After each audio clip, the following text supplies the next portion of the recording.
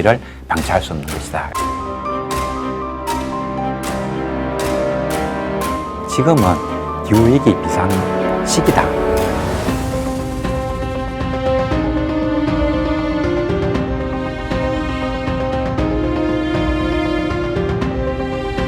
(40% 정도의 식물만 살아남고 나머지 58%는 멸종한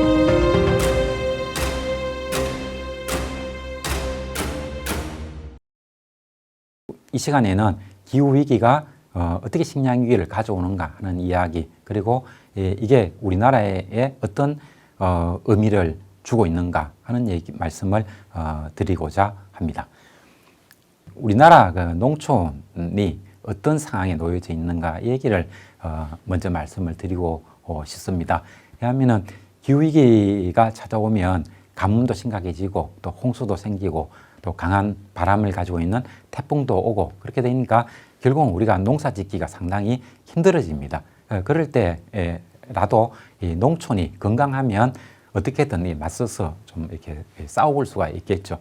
근데 이 농촌 자체가 약해지면 기후위기가 주는 그 위험 문제에 우리가 제대로 대응할 수가 없게 됩니다. 그래서 우리나라의 농촌이 얼마나 약해지고 있는가, 노후화되고 있는가, 이런 말씀을 좀 드리고자 하고요. 근데 두 번째는 이제 전 세계 식량 위기, 기후 위기를 갖다가 클라이메이트 크리시스 이런 용어를 하는데, 식량 위기도 푸드 크리시스라는 얘기를 합니다. 그 전 세계 식량 위기 문제 얘기를 좀 드리고 싶고요. 그리고 이제 무엇이 이제 세계 식량 생산을 갖다가 위협하는가 하는 요인들, 기후위기만의 문제는 아니겠죠. 이런 것들을 좀 소개를 드리고자 하고, 그리고 국제사회는 식량위기 문제에 어떤 대책을 가지고 있는가, 이걸 같이 한번 생각해 보고자 합니다.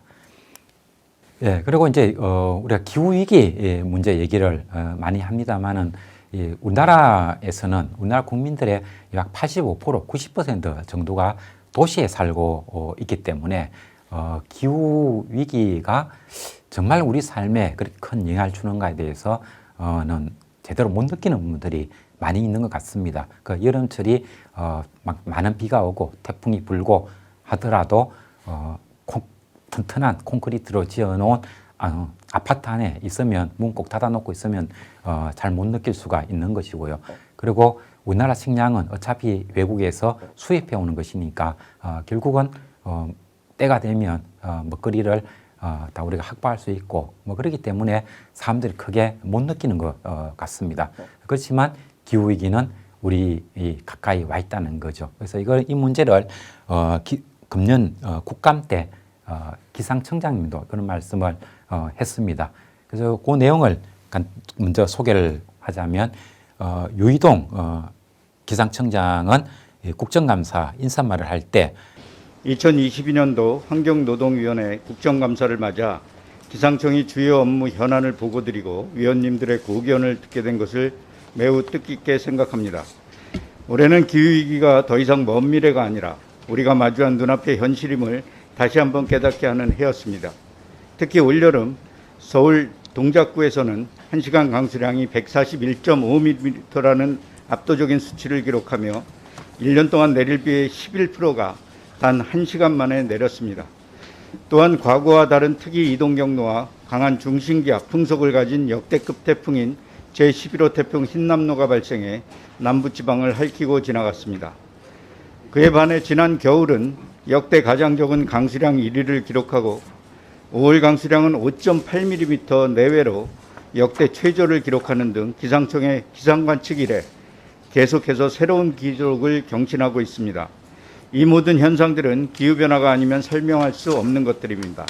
올해는 기후위기가 먼 나라 문제, 먼 미래의 문제가 아니고 우리가 마주한 눈앞의 현실임을 다시 깨닫는 해였습니다. 라는 이제 인사를 했다고 합니다. 그리고 이제 기상청장은 이어서 커지는 기후위기 속에 기상예보 난도는 더 올라가고 있고, 과거에 비해서 우리가 슈퍼 컴퓨터도 기상청이 마련해 줬고, 그리고 다양한 기상 관측 기자재도 사주고, 그렇게 해서 상황은 많이 좋았었습니다만, 그리고 기상청 공무원들도 제가 뭐 기상청에 근무했던 90년대 초초만 하더라도 박사학위를 가진 사람이 채 5명도 되지 않았는데, 지금은 뭐 수를 셀 수 없을 정도로 기상청에 박사학위를 가지고 있는 전문가들이 많이 모여 있습니다. 그래서 인적 수준도 많이 올라갔고, 그 다음에 컴퓨터 사정도 좋아졌고, 기상 관측 상황도 많이 좋아졌고, 그럼에도 불구하고 국민들이 예보에 대한 만족도는 그렇게 높지가 않는 그런 상황입니다. 그래서 그걸 얘기하는 거죠. 그래서 기상 예보 난도가 더 올라가고 있다는 거죠. 하지만 기상청은 모든 국민이 기상재해로부터 안전할 수 있을지 끊임없이 고민하겠다. 그러니까 좀 더 시민들에게 기상재해로부터 좀 대비할 수 있는 그런 정보를 줄 수 있도록 노력하겠다. 뭐 이런 얘기를 했다고 합니다. 그래서 여기서 제가 핵심적인 내용으로 말씀드리고 싶은 것은, 올해는 기후위기가 우리가 마주한 눈앞의 현실이 되었다 하는 얘기를 기상청장도 하셨다. 이 말씀을 첫 번째 장에서 소개를 했습니다. 그 다음에 이제 우리나라 그 식량 문제인데요. 이게 뭐 우리나라가 인구 5천만 이상 되는 나라 중에서 곡물 자급률이 50%가 안 되는 나라는 전 세계에서 딱 2군데가 있습니다. 일본하고 우리나라죠. 그 중에서도 우리나라가 일본보다도 한 5, 6% 정도 낮습니다. 그래서 인구 5천만 이상 되는 나라 중에서 식량 자급률이 가장 낮은 나라가 우리나라다. 그렇게 볼 수 있고, 계속해서 떨어지고 있습니다. 그 식량 자급률이 70년대만 하더라도 우리나라 80%가 넘었다고 합니다. 그 이후에 산업화 때문에 쭉 떨어졌는데 2021년의 경우에는 드디어 20%를 내려가서 19.3% 정도로 제가 기억을 하고 있습니다. 그만큼 우리나라 곡물 자급률, 이것은 그 에너지 보급률 기준입니다. 사람들이 직접 먹는 이 곡물, 쌀이라든가 이런 것들만 대상으로 한다면 한 40% 후반 정도 되죠. 근데 이건 이제 다른 것, 동물 사료라든가까지 다 고려했을 때 우리나라가 필요로 하는 곡물 중에서 우리나라가 자체적으로 공급할 수 있는 양은 2017년에 23.4%, 그리고 가장 최근의 데이터인 2021년의 경우에는 19.3% 정도까지 떨어졌습니다. 이것이 이제 인구 5천만 이상 되는 나라에서는 세계에서 가장 낮은 수준에 있습니다. 그리고 우리나라 그 농가의 경작 규모 하는 데이터도 한번 찾아봤습니다. 여기 좀 옅은 색깔로 되어 있는 게 2017년, 그리고 좀 짙은 색깔로 되어 있는 게 2018년입니다. 뭐 당연히 1년밖에 차이가 안 나기 때문에 두 데이터 값은 비슷합니다. 근데 문제는 보면 이제 경지가 없이 시골에 사는 농가 수, 그리고 이것은 이제 0.5 헥타르 미만, 그러니까 1 헥타르라고 하는 것은 가로 세로 100m가 됩니다. 1 헥타르라고 한다면 1만 100만 메타가 되고, 1만 100만 메타는 우리가 평수로 따지면 약 3,000평 정도가 되겠네요. 그러니까 0.5 헥타르 미만이라고 하니까 농가가 가지고 있는 땅이 한 1,500평 이하가 되는 아주 소농이겠죠. 이런 비율이 압도적으로 이렇게 높습니다. 그리고 1 헥타르 미만이 되면 이 소농이라고 분류를 하는데, 우리나라 농가 중에 뭐 2 헥타르 이상 넓은 농지를 가지고 있는 사람은 얼마 되지 않고, 대부분이 1 헥타르, 2 헥타르 이하인 이 소농이라는 걸 알 수가 있습니다. 그래서 이걸 좀 더 자세히 보면 이렇게 되어 있죠. 우리나라의 경우에 통계청이 발표한 2018년 농림업 조사 결과에 의하면 경지 규모가 1 헥타르 미만 농가를 규모가 작은 가정농이라고 얘기를 하는데요. 이렇게 하면 71만 5천 가구가 가정농에 해당이 되고, 이는 농업 인구의 70%가 됩니다. 그리고 이 인구는 우리나라 전체 인구의 1.4%밖에 안 된다고 합니다. 그래서 이걸 100% 중에 1.4% 빼면 98.6%의 국민이죠. 그래서 98.6%에 해당되는 국민들의 먹거리를 1.4%의 가정농에 우리가 의존을 하고 있다. 이런 의미가 되겠습니다. 그리고 이제 1.4%밖에 안 되는 이 인구, 이 농민들이 소득이라든가 혹은 나이대, 이게 이제 어떻게 돼 있느냐 하는 건데, 평균 연령이 우리나라 농촌 인구에 보면은 67.7세다. 거의 한 70세 정도가 평균이라는 얘기가 되죠. 보통 한 60세, 65세가 넘으면 노인이라고 하는데, 노인의 65세라 보더라도 보통 국제적으로 보면은 한 65세 선진국 같은 게 그렇게 보고 있죠. 그래서 65세에도 훌쩍 뛰어넘는 67.7세, 68세 가까이 됩니다. 그리고 소득을 이렇게 보면은 2016년 도시와 농촌 소득 양극화 비교 이렇게 해서 이것은 상위 20% 도시 지역에 사는 사람들의 상위 20%가 한 1억이 넘습니다. 그에 비해서 농촌 지역에서는 한 9천만 원 좀 안 되는 이런 수준이고요. 그리고 농가당 이 소득 차이가 보면은 2005년에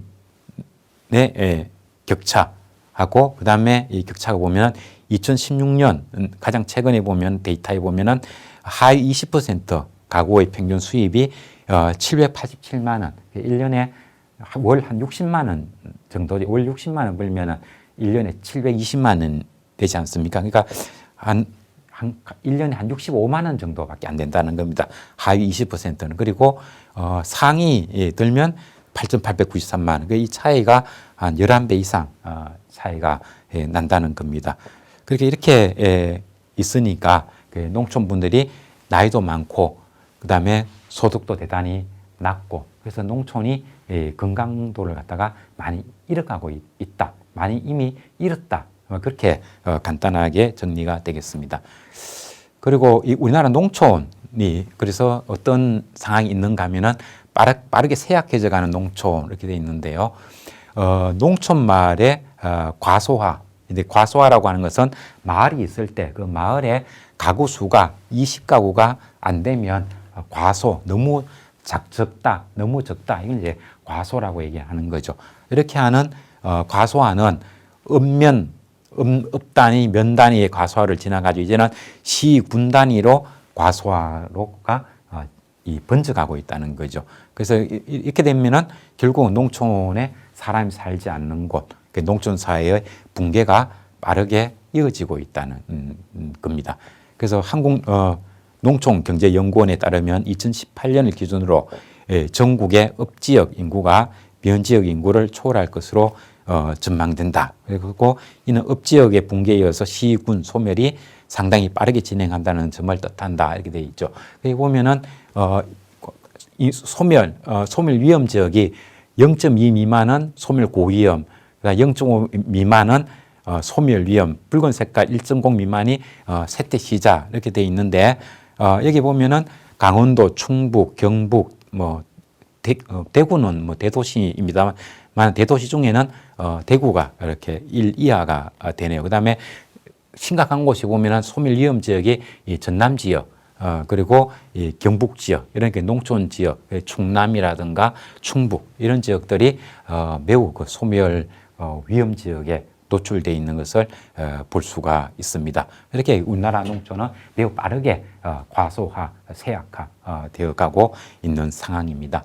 그래서 최근에 보면은 이제 쌀은 많이 남아 돌고 그 이외에 밭작물이라든가 이런 것들이 많이 부족하다. 그래서 논작물을 밭작물로 옮겨가야 된다 이런 얘기를 하는데 그게 잘 안 되는 이유가 무엇인가라는 걸 설명할 때 그런 얘기를 합니다. 지금 이제 가장 기계화가 잘 되어 있고 있는 것이 이 쌀농사입니다. 그래서 농촌에 있는 분들이 연세도 많으시고 그다음에 쇠약하에 있는 거죠. 나이가 연세가 많이 들고 그렇기 때문에 다시 이제 논을 가지고 밭으로 경지를 바꾸고 새로운 작물로 옮겨가기에는 이미 연세가 너무 많은 거죠. 우리가 도시에 살고 있는 분들도 노령화되면은 뭔가 지금까지 살고 있는 방식을 완전히 바꾸어가지고 새로운 곳으로 이게 바꾸기가 상당히 어렵습니다. 그래서 우리나라 농촌이 왜 이래 변하지 않는가 하는 걸 설명할 때도 이 농촌의 존재하고 있는 사람들 자체가 인구 수도 줄어들고 있고 또 줄어든 인구 자체도 매우 고령화되어 있다. 여기에서 원인을 찾을 수가 있다고 생각을 합니다. 그리고 전색 식량 문제인데요. 여기에 보면은 요 색깔로 되어 있는 게 상당히 매우 높음, 기아의 세계 기아 지도인데 전 세계에서 기아에 노출되어 있는 지역이 어떤 곳인가 이런 곳입니다. 그래서 여러분들이 이렇게 그림으로 이렇게 보면은 이 푸른 색깔로 되어 있는 곳은 기아의 정도가 없는 지역이다. 안전한 지역이다. 이렇게 볼 수가 있습니다. 근데 그 지역이 얼핏 보면은 굉장히 넓은 것으로 보입니다. 근데 구체적으로 들여다보면은 주로 러시아하고 우크라이나라든가 이런 지역, 그리고 남미, 브라질, 아르헨티나, 그 다음에 그때 호주, 뭐 이런 지역들이 식량 부족, 기아 위험에 노출되어 있지 않는 것이고요. 이런 지역들을 제외하면 상당히 넓은 지역에서 적어도 노란 색깔, 이거는 이제 다소 낮음이 되겠죠. 이거 주황색부터 좀 다소 높음, 매우 높음 이 수준인데 주황색과 붉은 색깔 혹은 또 훨씬 더 짙은 상당히 높은 지역 이런 것들이 아프리카를 중심으로 해서 전 세계적으로 많이 넓어져 있는 것을 볼 수가 있습니다. 그래서 실질적으로는 전 세계가 기아의 아주 높은 수준으로 혹은 매우 높음이라든가 혹은 다소 높음 이런 수준에 많이 노출되어 있는 것을 알 수가 있습니다. 이런 지역 같은 경우에는 기후위기 문제라든가 혹은 전쟁이라든가 이런 문제로 인해 가지고 곡물의 생산이나 혹은 곡물의 유통에 조금 막힘이 오게 되면은 곧바로 기아로 인한 사망자가 많이 발생할 수 있는 그런 그 위험 상황에 놓여져 있는 겁니다. 우리나라 같은 경우는 매우 낮은 수준에 있습니다만은 북한 같은 경우에 상당히 매우 높은 가장 안 좋은 단계로 분류되어 있는 것을 볼 수가 있습니다. 그리고 식량 생산을 위협하는 요인 있는데요. 이걸 보면은 WFP의 세계 식량기구죠. 여기서 이제 얘기하는 걸 보면은 굶주림 노천 인구가 전 세계에서 약 8억 명 이상에 이르고 있다고 합니다. 그리고 식량 위기의 원인으로서는 이 한 5가지 정도를 얘기를 하고 있는데요. 이 분쟁, 그러니까 내란 상태에 있는 것을 이제 분쟁이라고 얘기를 하죠. 분쟁의 상태에 노출되어 있는 곳이 24개국의 인구로 치면 약 1억 4천여 명 정도가 저는 내란 상태에 노출이 되고 있고, 그리고 이런 분쟁 상태로 빠져드는 지역이 해가 갈수록 점점 더 많아지고 있다고 합니다. 그리고 전쟁, 대표적인 게 지금 이제 우크라이나하고 러시아하고 전쟁인데, 우크라이나하고 러시아로 인해서 이 전쟁이 딱 벌어지니까 식량을 수출하고 있었던 전 세계 35개국이 식량 수출을 통제하겠다라고 선언을 했습니다. 그것으로 인해 가지고 이게 곡물가 상승도 급등을 하게 되고, 그리고 실제로 식량을 구하지 못해서 사회 불안으로 이어지는 이런 사례를 적지 않게 볼 수가 있었습니다. 그리고 물가 상승, 전쟁이나 분쟁 이런 것으로 인해 가지고 식량 공급이 부족해지면 국제 시장에서 식량 유통량이 줄어들게 되면은 곡물 가격이 올라갑니다. 곡물 가격이 올라가면 당연히 가난한 나라에서는 식량을 구입하기가 힘들어지는 거죠. 그래서 물가 상승에 의해서 가난한 나라의 직격탄 식량 부족으로 바로 이어진다는 이야기입니다. 그리고 기후변화 문제도 당연히 들어갑니다. 가뭄, 홍수, 강풍, 그다음에 우리나라에서 이 큰 문제가 되고 있죠. 작년에 이어서 금년에도 꿀벌이 굉장히 많이 죽고 있다는 얘기를 하고 있습니다. 꿀벌이 멸종을 하게 되면은 곡물의 수정 과정에 큰 피해가 오기 때문에 식량 생산에 적지 않은 피해를 가져오게 됩니다. 그리고 팬데믹, 코로나19 같은 이런 팬데믹이 발생을 하게 되면은 방역 봉쇄를 합니다. 아직도 뭐 중국은 코로나 봉쇄 뭐 이런 것들이 이어지고 있죠. 그리고 2019년 12월에 코로나19가 세계보건기구에 공식적으로 이제 보고가 되었죠. 그 이후에 보면은 그 동남아시아 국가에서 포함해 가지고 여러 나라에서 식량 생산 통제에 바로 돌입한 것을 볼 수가 있었습니다. 그리고 코로나19 때문에 이런 식량이 남미의 가난한 나라라든가 혹은 아프리카 이런 곳에 공급이 예년에 비해 상당히 줄었습니다. 그래서 이 많은 나라에서 빈곤한 국가의 어린이들이 영양실조에 빠졌고 그 영양실조 때문에 홍역이 대단히 크게 이제 또 번성을 했고 그 홍역 때문에 수십만 명의 어린이들이 추가 사망을 하는 이런 가슴 아픈 일들도 벌어졌습니다. 그래서 팬데믹으로 인해 가지고 방역 봉쇄가 일어나면 식량 공급이 안 되게 됩니다. 그래서 영양 부실로 다른 전염병에 노출이 됩니다. 우리가 어떤 그 질병에 우리가 대응을 하기 위해서는 면역 능력이 있어야 되는데 면역 능력은 우리가 유지하기 위해서는 무엇보다도 충분한 영양분을 갖다가 섭취하는 것, 우리가 살아가는데 필요한 칼로리를 확보하는 것, 이것이 가장 기본입니다. 그래서 우리가 제대로 음식물을 섭취하지 못하게 되면 우리 몸이 취약해지면 이미 사라지지 않았는가라고 생각하고 있던 그런 그 역병들도 다시 재창고를 해서 사람들의 목숨을 앗아가기도 합니다. 코로나19 시절에 홍역이 대번성한 이런 것들도 하나의 좋은 사례로 우리가 생각할 수가 있겠습니다. 그리고 기후위기가 꿀벌 실종, 좀 전에 제가 소개한 게 보면은 기후변화가 식량 생산을 위협한다라고 예언했는데 이 중에 하나가 꿀벌 멸종을 제가 소개를 했었습니다. 그래서 여기서 지금 작년과 금년에 계속해서 우리나라에서 꿀벌 멸종 문제가 사회 문제로 제기가 되고 있고 농민들의 걱정이 굉장히 많기 때문에 이 문제를 한 번 더 정리를 해보았습니다. 꿀벌 없이 얻을 수 없는 것들 이렇게 되어 있는데 딸기 생산의 약 한 90%, 양파, 당근, 그 다음에 뭐 호박, 사과 이런 것들은 아주 엄청난 이제 피해를 받게 됩니다.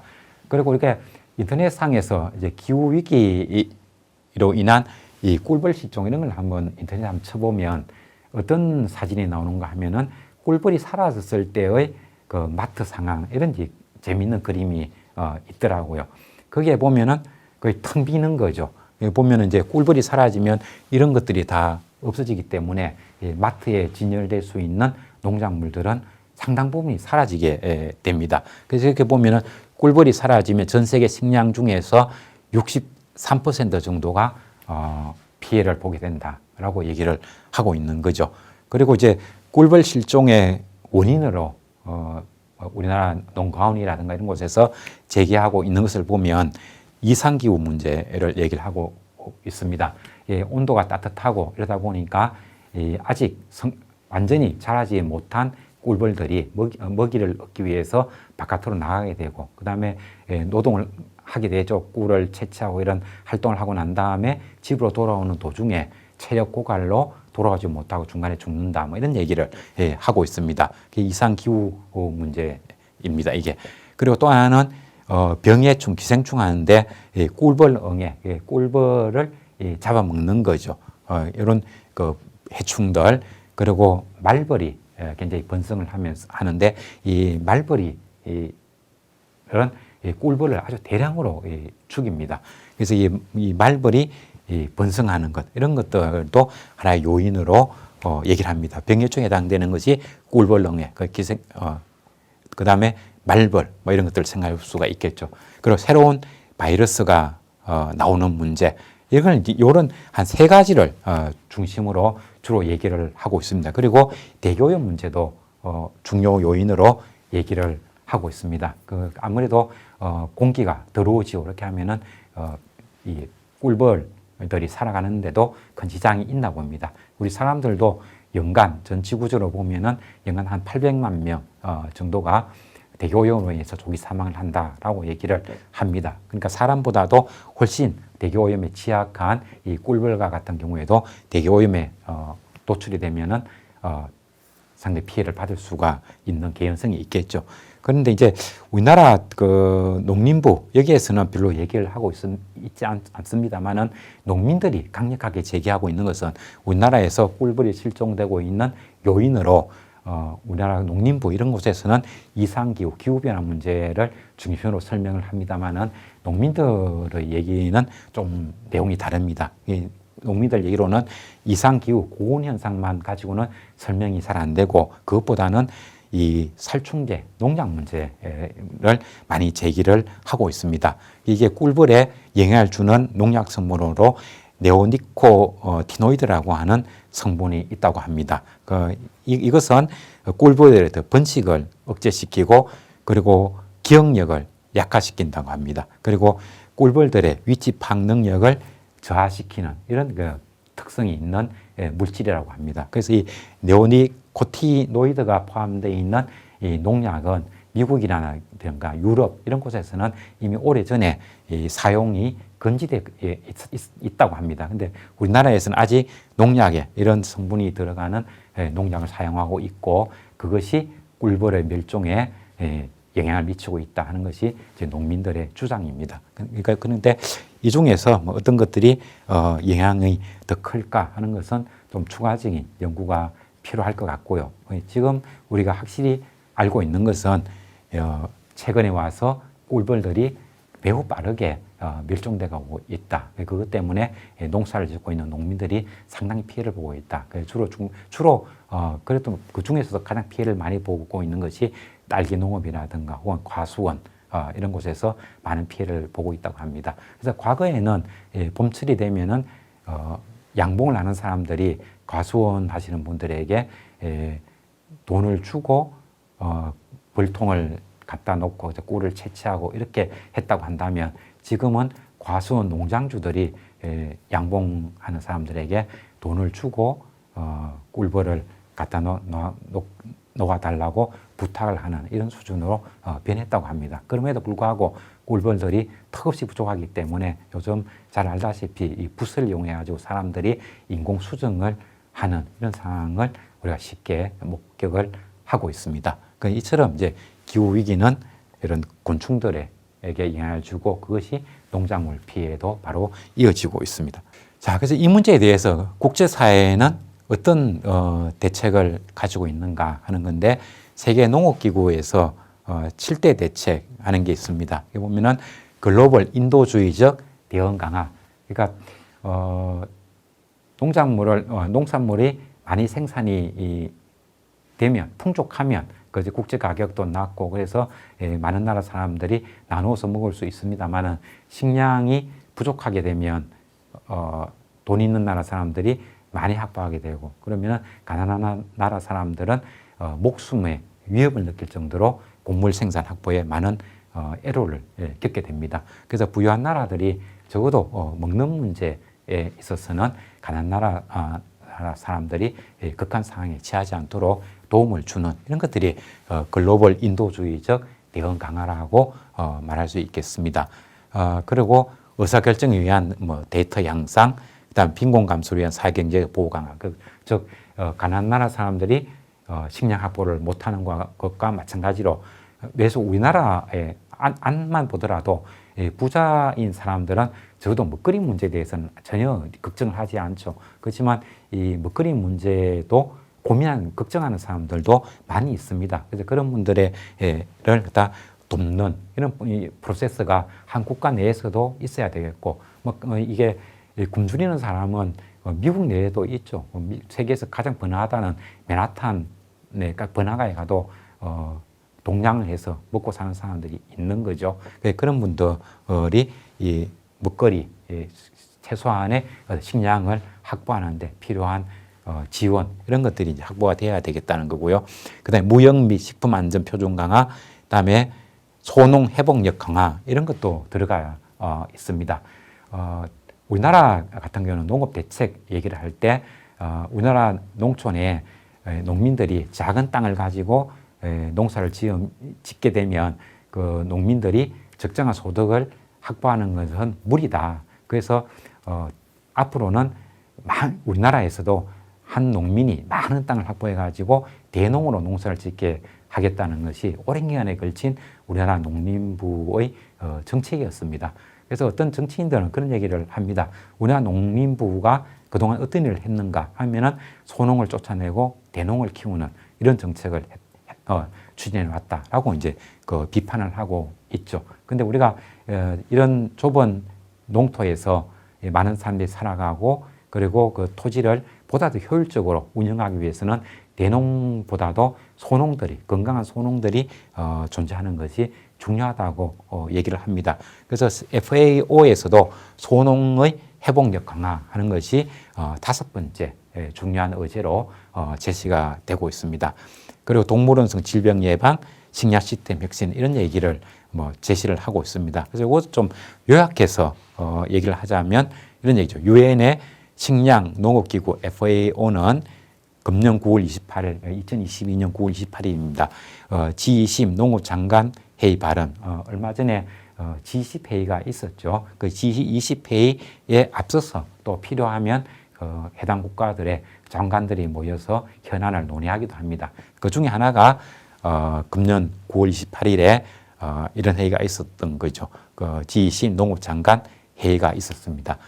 이때 농업기구 FAO에서 얘기하는 게 지구 곳곳의 전쟁과 내전, 기후변화 영향이 앞으로 여전히 식량 위기의 가장 큰 요인으로 남아있다고 경고를 하고 각국의 경각심과 평화를 위한 노력을 촉구했다. 그래서 우리가 이러한 그 식량 위기 시대에 지구에 살고 있는 사람들이 굶어 죽지 않고 그래도 살아가기 위해서는 이런 노력이 필요하다. 각국이 좀 이게 식량으로부터 소외되는 사람이 발생하지 않도록 하고 그리고 전쟁이라든가 내란이 발생하게 되면은 식량 위기가 또 과중이 되는 거죠. 그리고 부자 나라와 가난 나라 사이에 식량의 확보 경쟁이 붙고 이런 것들이 좀 완화될 수 있도록 노력하는 거 이게 이제 평화라고 말할 수가 있겠죠. 그래서 이런 것들이 이루어지도록 노력을 해야 된다라고 촉구했다라고 나옵니다. 그래서 이걸 들어보면 이게 실행이 되어서 FAO가 걱정하던 바가 해소될까라고 생각을 해보면 별로 그럴 것 같지가 않는 것 같습니다. 이건 마치 그냥 듣기 좋은 이야기에 불과한 거죠. 그래서 이건 제가 정리한 건데 결국은 이 말을 보면 국제기구에서도 식량 위기 문제에 대해서는 뾰족한 대책이 없는 것 같다 하는 거죠. 그리고 전 세계는 자국의 식량 확보에 집중하고 있다. 그러니까 우크라이나 러시아 전쟁이 발발하자마자 전 세계 주요 식량 수출 35개국이 무역 식량 수출에 통제에 들어갔거든요. 그러니까 그 말은 결국은 자기 지역의 식량 안보, 식량 확보 이걸 중심으로 움직이게 되어 있습니다. 우리나라 같은 경우도 예외 없이 식량이라든가 그다음에 그 공기름 이런 것도 필요하죠. 그래서 그런 어떤 유류 확보 여기에 이제 바로 이제 뛰어드는 그런 모습을 볼 수가 있었습니다. 그래서 이 FAO에서는 전 세계가 협력해서 식량으로부터 소외되는 지역을 만들지 않도록 노력해야 된다라고 말하고 있지만 현실적으로는 자국의 식량 확보에 올인하는 이렇게 이게 현실입니다. 여기까지가 제가 드린 말씀인데요. 그리고 이제 식량 위기 문제는 전 세계에 예측할 수 없는 그런 가뭄이라든가 홍수 원래 보면 올여름에 파키스탄에 어마어마한 홍수가 온 걸 볼 수가 있었고 그다음에 미국 대륙이라든가 그다음에 유럽 그다음에 아프리카 그다음에 우리나라 중국 이런 곳에 그동안 볼 수 없었던 엄청난 가뭄이 발생을 했습니다. 이렇게 되면 우리가 상상 그 이상의 그 감산, 식량 부족이 발생하게 되고 그렇게 되면은 전 세계는 자국의 식량 확보에 뛰어들게 되고 그러면은 가난한 나라에서는 식량 가격 폭등을 인해 가지고 식량 확보에 실패하게 되고 그러면 그런 나라들은 또 내란에 휩싸이게 되고 내란에 휩싸이게 되면 또 그것이 식량 생산을 또 방해하게 되고 그럼 그게 또 악순환으로 작용하기 되기 때문에 식량 부족으로 인해서 피해를 보는 사람들은 점점 더 눈덩이처럼 늘어나게 됩니다. 그래서 우리가 기후위기 문제에 대응하는 방법이 무엇인가 생각해 보면은 결국 온실가스 감축 노력인데 이것도 결국 이제 당신 나라에서 더 많이 더 적극적으로 먼저 하세요. 우리는 상당히 좀 어렵습니다. 이런 것들이 현실인 거죠. 그와 마찬가지로 그 식량 문제 이런 것들 경우에도 전 세계가 같이 협력하고 그렇게 하면 좀 더 기후위기 문제로 인해서 식량 생산이 줄어들고 그래서 식량 사정이 각박해지지만 그래도 우리가 함께 살아갈 수 있습니다만 자국 이기주의에 빠지면 빠질수록 이것은 전 세계 식량 위기를 점점 더 가속화시킨다는 것을 알 수가 있습니다. 그래서 결국은 우리가 기후위기 문제에 어떻게 대응할 것인가 그리고 기후위기가 주는 피해를 얼마나 줄일 것인가 하는 것에는 좀 나보다 상대를 먼저 좀 고려해 주는 우리가 함께 살아가야 된다는 것 그리고 지구가 우리 삶의 어떤 공동체라는 이런 생각을 갖는 것 여기서부터 출발을 해야 되지 않는가 하는 생각을 해봅니다. 그래서 금년에 얼마 전에 끝난 이집트에서 끝난 제27차 세계 기후 변화 협약 당사국 회의도 별 소득 없이 끝난 것 이런 것을 보면 결국은 전 세계가 같이 좀 협력하자 우리 같이 손을 잡고 같이 노력해가자 나부터 좀 피해를 감수하겠다 이런 태도가 많이 부족한 것 아닌가 그런 생각을 해보게 됩니다. 어쨌든 뭐 앞으로 시간이 가면 갈수록 전 세계는 식량 부족 문제로 많은 고통을 받게 될 테고 그리고 아프리카라든가 이런 가난한 나라들을 중심으로 해서 그 식량 부족으로 인해서 발생할 내란 이런 것들이 점점 더 격화돼 갈 것으로 예상이 됩니다. 그 기후 변화가 우리에게 어떤 영향을 미칠까 이런 것은 환경 문제든 어떤 문제를 보더라도 밝은 면보다는 굉장히 암울한 이런 상황들이 많이 생각이 되게 됩니다. 그러니까 이런 것들이 우리의 미래를 상당히 좀 밝게 우리가 전망할 수 없고 세월이 가면 갈수록 세상은 점점 더 어려워져 갈 것만 같은 그런 부담을 주는 것 같습니다. 이번 주 강연은 여기까지 말씀드리도록 하겠습니다.